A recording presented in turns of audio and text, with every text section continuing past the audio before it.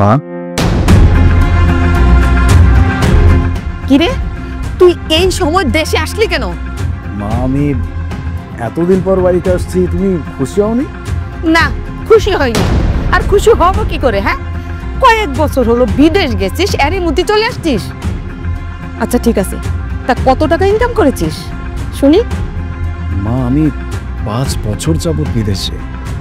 আমার তো বয়স হয়েছে, আমার বিয়ে করতে হবে। আমি বিয়ে করতে আসছি। ছি ছি ছি ছি, নিজের বিয়ের কথা নিজের মুখে বলতে তো লজ্জা করে না? হ্যাঁ, যাই হোক, বিদেশ থেকে আমি যা যা আনতে বলছিলাম তাকে নিয়ে আসছোস? ভাইয়া তুমি এসেছো? তা একটা লাকিস কেন? আর লাকিস কোথায়? আর একটা লাকিসে করে কি বানতে পেরেছো? দেখি তো লাকিসে কি আছে।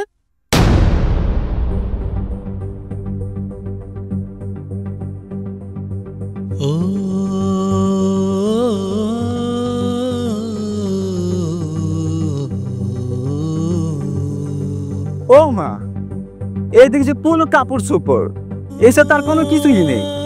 ও মা দেখো না, তোমার চেয়ে এত বছর বিদেশ করে এসে এই পুরো কাপড় চোপড় নিয়ে এসেছে।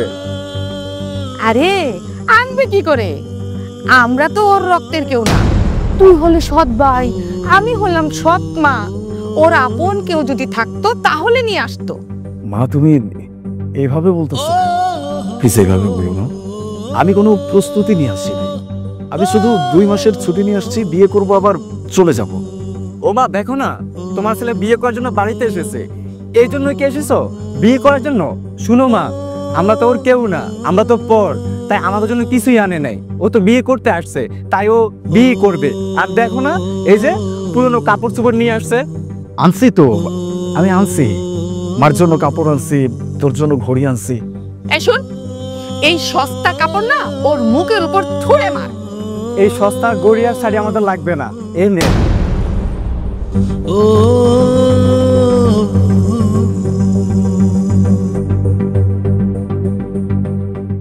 এতগুলো বছর পর আমি বাড়িতে আসলাম। দিনের পর দিন বিদেশে পরিশ্রম করে প্রত্যেকটা টাকা বাড়িতে পাঠাইলাম, সবার ইচ্ছা পূরণ করার চেষ্টা করলাম। আর আজকে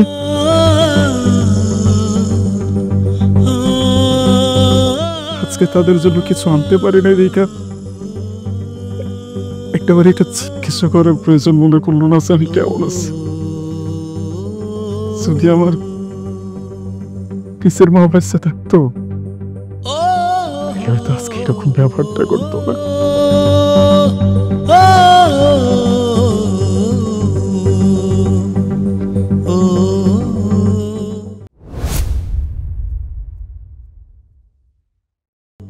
কি ব্যাপার ভাইয়া, এটাই আপনার বোন?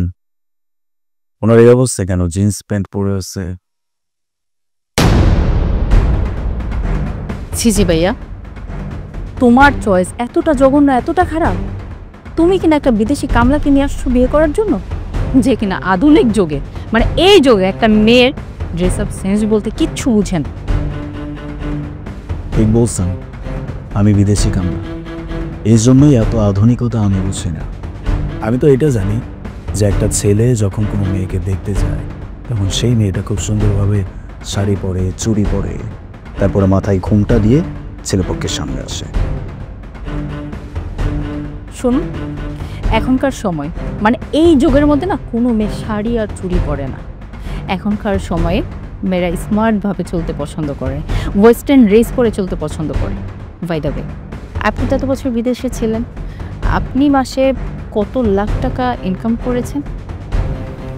লাখ টাকা না, আমি 40,000 টাকা বেতন পাই।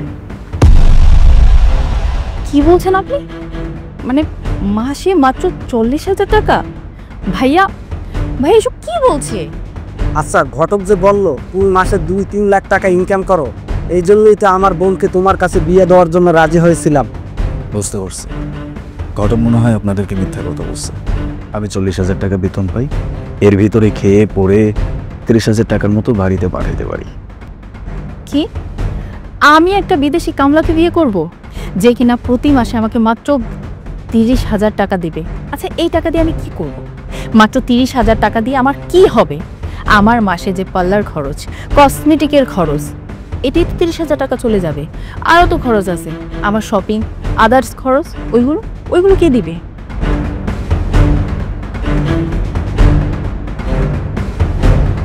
কি ব্যাপার ভাইয়া, তুমি এই লোকটার দিকে এভাবে তাকিয়ে আছো কেন? তুমি কি দেখতে পারছো না এরকম একটা পোশাক পরে আসছে, পুরনো একটা শার্ট পরে আসছে, আর এই যে চুলগুলো দেখো, এগুলো কি আসল? আমার তো চুলগুলো দেখে মনে হচ্ছে যে নকল, এই কালার করে আসছে বয়স লুকানোর জন্য। দাঁড়াও, আমি চুলে হাত দিয়ে দেখতেছি। আরে কি করতেছে? ব্যথা ব্যথা পাচ্ছি। না না, চুল তো বেশ ভালোই আছে, কিন্তু যাই হোক, বিদেশি কামলা তো, বয়সও তো কম হয় নাই। এর মাঝখানে দেখো, এই যে কয়েকটা চুল মনে হয় পেকে গেছে। এরকম একটা লোককে আমি বিয়ে করবো? দেখুন, আপনি আমাকে বিয়ে করবেন, ইটস ওকে, কিন্তু আমাকে এইভাবে অপমান করতে পারেন না। সি সি সি সি, এত বড় ধোকা! এই জন্যই তো তোমার বাসা থেকে কোনো গার্জিয়ান আসে নাই। নিশ্চয়ই তোমার কোনো সমস্যা আছে। কোনো ঝামেলা নেই, আমার আপন বলতে কেউ নাই। আমার যারা আছে তারা আমার সৎ মা আর ভাই। মানে আপনার বাড়িতে সৎ মা সৎ ভাই, এইসব জেনে আমি আপনার মতো একটা ছেলেকে বিয়ে করব, আপনার বাড়ির বউ হব? ইম্পসিবল। আপনি এখনো কেন বসে আছেন? ভাইয়া, এই মুহূর্তে এখান থেকে চলে যেতে বলো। আর আপনি যে এখানে আসছেন, আমাকে দেখার জন্য আসছেন, আমার ফ্রেন্ড বা আমার আত্মীয় স্বজন যদি জানে যে একটা বিদেশি কামলা বয়স্ক লোক আমাকে দেখতে আসছে, আমার মান সম্মান কিচ্ছু থাকবে না। এখান থেকে বের হয়ে যাও, তোমার সাথে আমার বোনকে দিয়ে দেবো না। তুমি যদি না যাও, দারোয়ান দেখে তোমাকে বের করে দিব। চলে যাচ্ছি, তবে এভাবে আমাকে ডেকে নিয়ে অপমান না করলেও করতেন। আর আপনি ঠিকই বলছেন, বিদেশি কামলা। তবে একটা কথা মনে রাখবেন, আমাদের মতো বিদেশি কামলারা বিদেশে গিয়ে খাটে, আর সেই রেমিটেন্সের টাকা দিয়ে আমাদের এই সোনার বাংলাদেশ তারা আসছে। আর আপনারা এত অহংকার নিয়ে শো অফ করে চলতে পারতেছেন। ঠিক আছে, আমাকে তো কামলা বলছেন, দেখি না কত বড় লোক ঘরের কোটিপতি ছেলেকে আপনি বিয়ে করেন। এই, তুই এখান থেকে যাবি নাকি আমি তোর ঘাট ধাক্কা দিয়ে বের করব?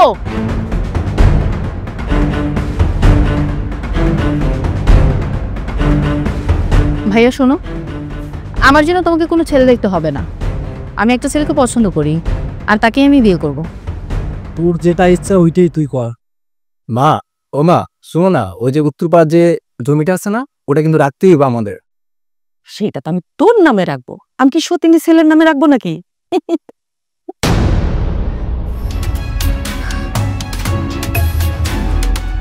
খুব তো একা একা মেয়ে দেখতে চলে গেছিলি, হ্যাঁ?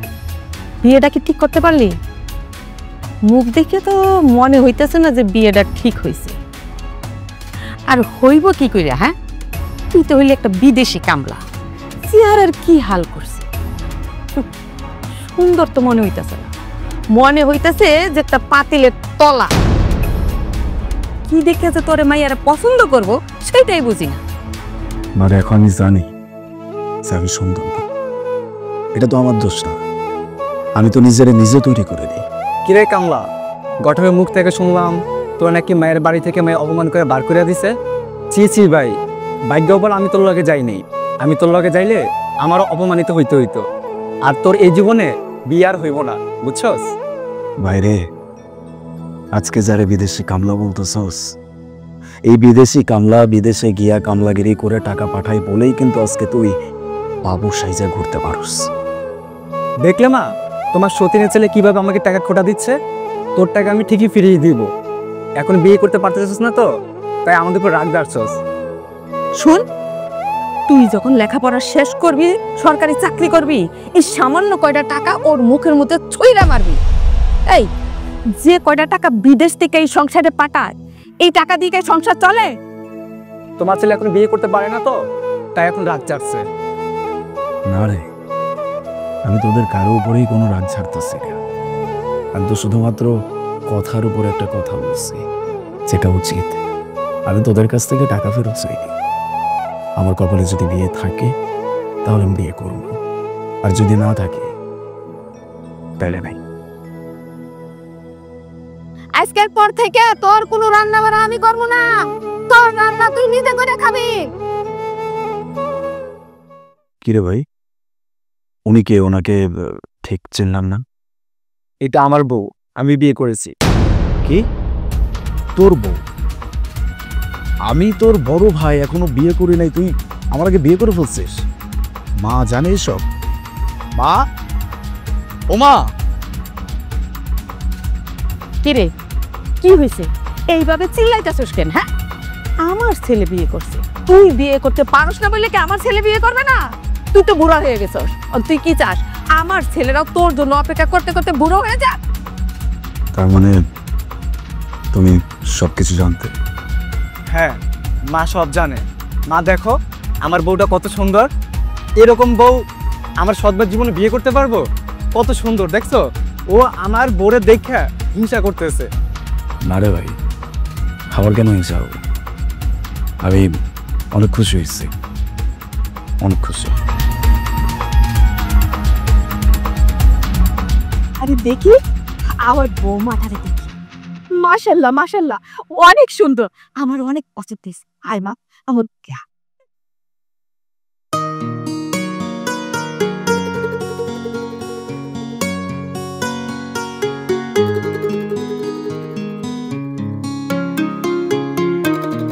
আরে আসুন আসুন, দাঁড়া দাঁড়া দাঁড়া। কিরে, কি শুনলাম তোর ছোট ভাই বিয়ে করে ফেলাছে, তুই বিয়ের শাদী করবি না? তোর তো বিয়ের বয়স পার হয়ে যেতেছে। কপালে যখন লেখা থাকবে তখন হবে বিয়ে।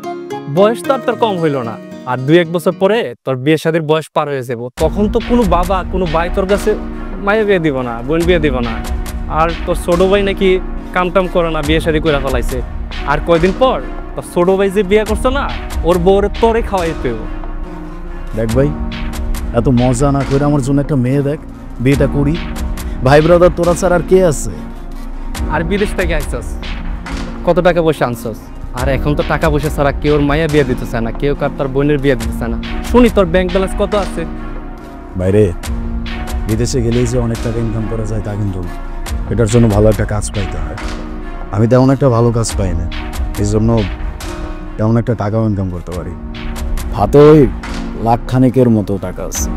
হ্যাঁ দূর বেটা, লাখখানিক টাকা থেকে বিয়ে শাদী করা যায়? ভাবছিলাম আমার ছোট বোনটা তোর কাছে বিয়ে দেবো, তোর লগে আমি চলি টলি, কিন্তু আমার বোনটাকে বিয়ে দিয়ে কি তোর কাছে বিপদে পড়ম? খাওয়াবি কি আমার বোনটে? থাক তুই, আমি জায়গা।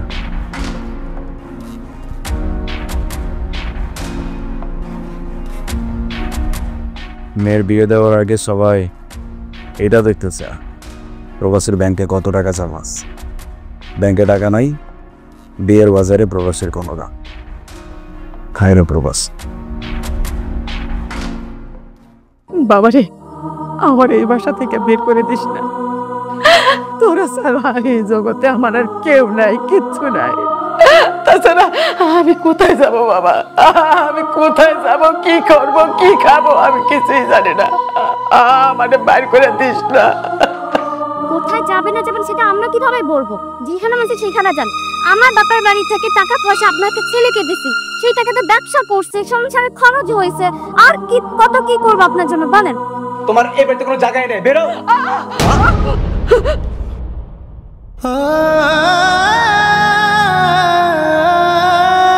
বাবা, তুই আসছিস?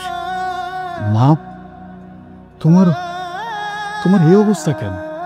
কিরে ভাই, তুই মার গায়ে হাত তুলতেছিস, মাকে বাসা থেকে বের করে দিচ্ছিস? এই বুড়ির আমরা খাওয়াইতে পারবো না, এই বুড়ি এখন আমাদের কাছে ঝামেলা একটা। মা এখন তোর কাছে ঝামেলা? ঠিক আছে, কোনো সমস্যা নাই, আমি তো বেঁচে আসছি। আমার মা আমার কাছে ঝামেলা না, মা আজকে থেকে আমার সাথে থাকবে। হ্যাঁ মা, তুমি আমার সাথে থাকবা। আগামী 1 সপ্তাহের মধ্যে আমি বিয়ে করতেছি, তুমি আমার বউয়ের সাথে থাকবা। চলো। বাবারে, তুই আমারে দেখবি, আমারে তোর সাথে রাখবে?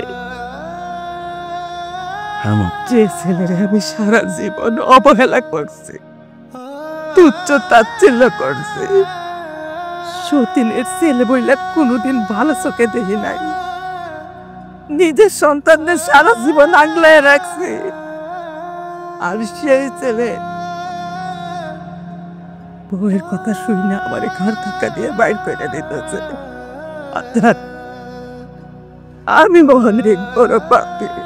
আমি অনেক বড় অপরাধী বাজান, তুই অনেক ক্ষমা কইরা দে বাজান, আমার ক্ষমা কইরা দে। মা, মা আমি তো তোমারে কখনো পর মনে করি নাই।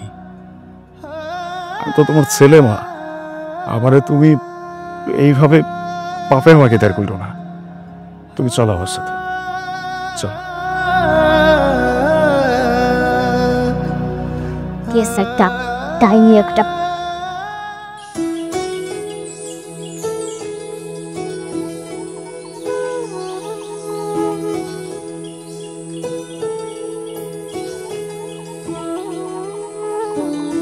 আরে আপনি আপনি সেই মেয়েটা না যাকে আমি দেখতে গিয়েছিলাম? আপনি তো সবসময় মডার্ন ড্রেস, ওয়েস্টার্ন ড্রেস এসব কিছু পরতেন, আজকে ছেঁড়া শাড়ি, কি ব্যাপার? কি আর বলবো ভাই, আমার বোনটা নিজের পছন্দে বিয়ে করছিল, কিন্তু ভাইয়া তুমি চুপ করো, আমি বলছি। সবই হচ্ছে আমার কর্মের ফল। নিজে পছন্দ করে ভালোবেসে একটা ছেলেকে আমি বিয়ে করি, কিন্তু আমার ভাগ্যটা এতটাই খারাপ যে বিয়ের কিছুদিন যেতে না যেতে ছেলেটা আমার উপর অত্যাচার করত, প্রতিনিয়ত আমার গায়ে হাত তুলতো। যখনই আমি এই অত্যাচার সহ্য করতে না পারি, আমি নিজে থেকে ছেলেটাকে ডিভোর্স দিই।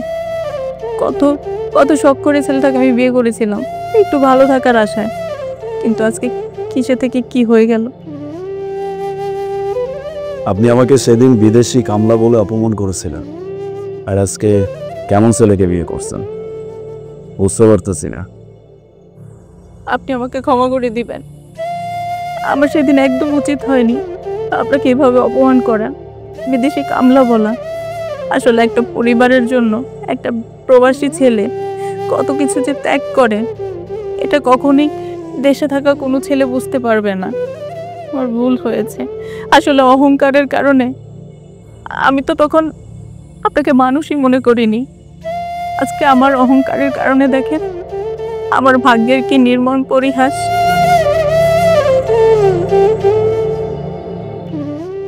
ভাই আমাদের কথা বাদ দাও, তুমি এখানে। আমি আসলে আসছিলাম উকিলের কাছে, একটা জায়গা কিনবো তো, বাড়ি করবো, এই জন্য। ওই যে বিদেশি কামলা, বিদেশে গিয়ে কিছু টাকা উপার্জন করছে, সেই টাকা দিয়ে নিজেরা নিজের মায়ের জন্য একটা বাড়ি করব। একটা কথা সবসময় মাথায় রাখবেন, একটা মানুষকে অপমান করার আগে সেই মানুষটা তার জীবনের জন্য কি করতেছে না করতেছে এটাকে দেখে নেবে। আমি একজন প্রবাসী, আপনারা আমাকে বিদেশি কামলা বলেন আর যাই বলেন না কেন, যেভাবেই অপমান করেন না কেন, আমি দিন শেষে নিজের কাছে স্যাটিসফাই। কেন জানেন? কারণ আমি পরিশ্রম করি, আমি মাথার ঘাম পায়ে ফেলে উপার্জন করি, আর সেই টাকা দিয়ে আমি আমার সংসারটা চালাই। আমি 2 টাকা ইনকাম করি না কেন, আমার কিন্তু কোনো আফসোস নাই। আমার ভালো লাগার জায়গা কোনটা জানেন? ওই যে বললাম পরিশ্রম করতেছি, অন্তত এইটা বলতে পারবো যে আমি কারো কাছে হাত পেতে টাকা নিচ্ছি না, কারোর সাথে বেইমানি করে টাকা নিচ্ছি না, কারোর সাথে কোনো প্রতারণা করতেছি না। আমি নিজের কাছে সৎ, আমার কাজে আমি সৎ, দ্যাটস ইট। আমার আর কিছু লাগে না। তবে মানুষকে অপমান করার আগে বা মানুষের সাথে অহংকার দেখানোর আগে একটাবার ভেবে নেবেন, উপরে একজন আছে, উনি কিন্তু আমাদের সবাইকেই সৃষ্টি করছে। উনি যেমন আপনাকে সম্মান দিচ্ছে, তেমন সম্মানটা নিতে ওনার বিন্দুমাত্র সময় লাগবে না। ভালো থাকতা, আসি।